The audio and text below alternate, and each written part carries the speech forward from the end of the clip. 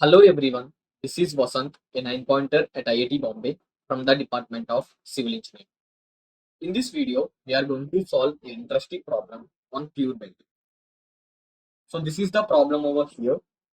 There is a small dam of height h is equals to 2 meters is constructed of vertical wood beams AB of thickness T is equals to 120 mm as shown in the figure. Consider the beams to be simply supported at the top and bottom. Okay. Determine the maximum bending stresses sigma max in the beams, assuming that the weight density of water is gamma. Weight density means rho into g. Okay. So if you see, because of the water is static, so there will be fluid pressure, right? So the fluid pressure here it is P atmosphere. So at a distance x from the free surface, the fluid pressure P will be given by P atmosphere plus rho g x. But if you see from this side also there will be P atmosphere. So P gauge, the net force on the vertical beam will be minus P atmosphere, right? So this will be rho g x, right? So this is the force on the pressure on the vertical beam.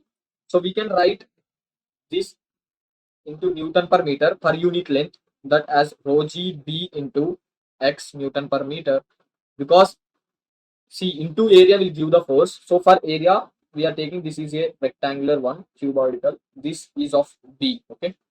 So B into whatever length you take, that will count. So this will be rho g B into X, right? So this is varying, the load on the beam is varying like this. So it is clearly visible that the movement is not constant in the beam. So this is actually not the case of pure bending. This is the case of non-uniform bending. But can we apply the formula sigma is equals to my by I? Yes. Because experiments shown that if we apply this formula and calculate the value, that value is near to the actual value of the bending stress.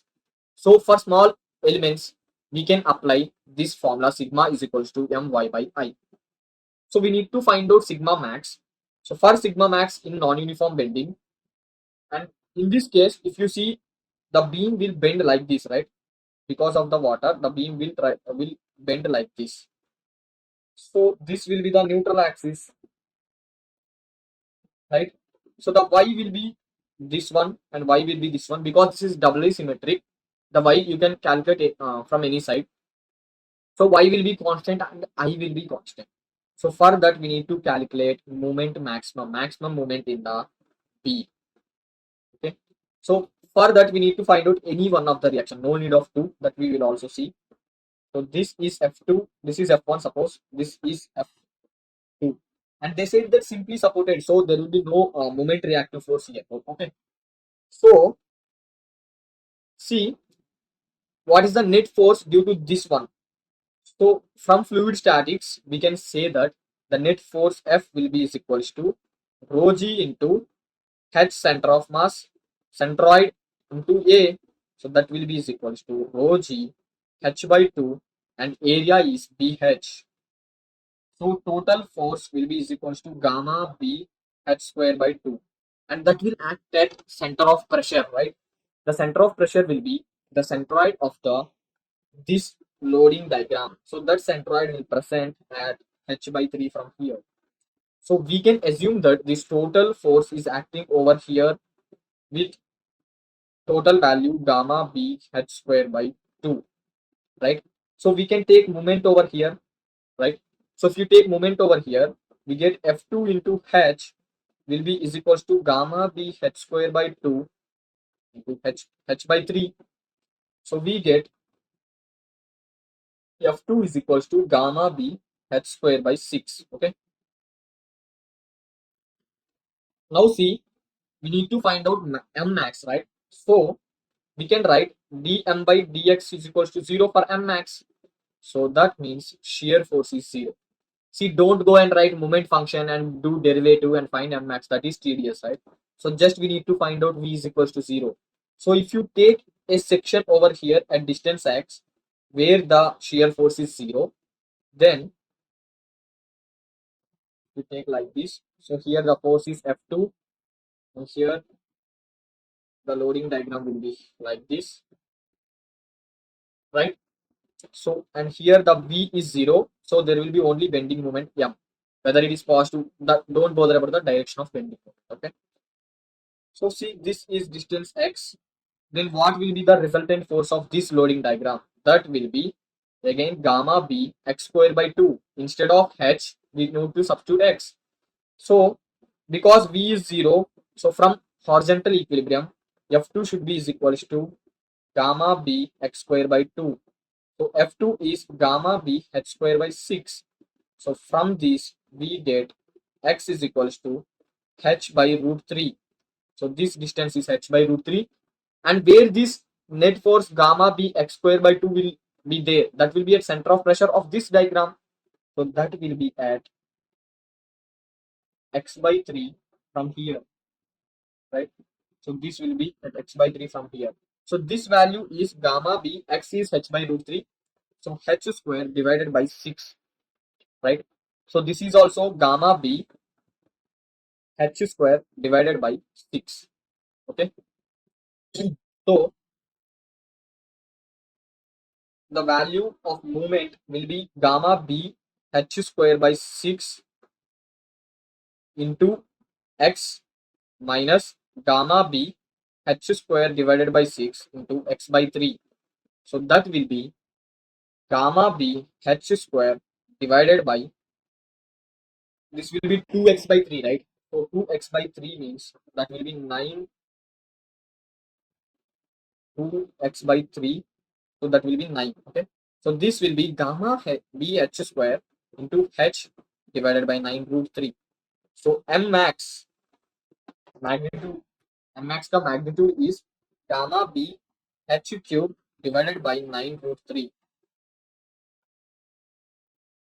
Okay. So now we know that y value for maximum bending stress will be t by 2, because the neutral axis is like this. So this thickness is t. So the maximum value will be t by 2, right? So this is t by 2. And what is the value of I? That matters now. So if you see in the diagram, see it is bending. If this is the vertical beam, it is bending like this. So the bending forces are like this, right? So bending forces are like this, means the axis which we need to consider for I will be like this, right? Will be like this. So if we draw the diagram over here, so that will be, this is B, this is T. So that will be this one, X, X dash. So the I value will be B T cube by 12, right?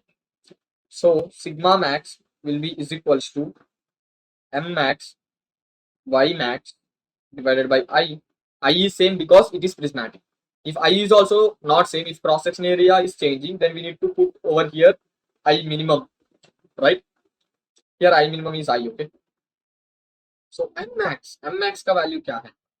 Gamma B H cube divided by 9 root 3. Y max. What is the value of Y max? Sorry, that is T by 2. What is the value of I minimum? That is BT cube by 12. This B getting cancelled. That is the reason they didn't given the value of B. You should not confuse with that. So the value that will be is equals to gamma H cube T divided by 2 into 9 root 3 T cube into 12. So this will be 2 6 and 3 2 jar 3 jar. We get sigma max will be is equals to 2 gamma h cube divided by 3 root 3 t square. So value of gamma is given 9.81 into 10 cube Newton per meter cube, and value of t is given 0.12 meter, and the value of h is given, that is 2 meters. Okay, let us put it in the calculator. So 2 into 9.81 into 1000, the h cube is 2 cube, that is 8, divided by 3 divided by root 3 and divided by 0.12 divided by 0.1. So we are getting the value of sigma max as 2097705.978 Newton per meter square. Okay, so we can write it as sigma max will be equals to 2.097705978. This is 6, right? Yes. So megapascals. So sigma max will be almost is equals to 2.10 megapascals. Okay. With this, we completed this problem. In next lecture, we are going to solve one more problem on this topic. If you like this lecture, do subscribe to our channel 9pointer. Thank you.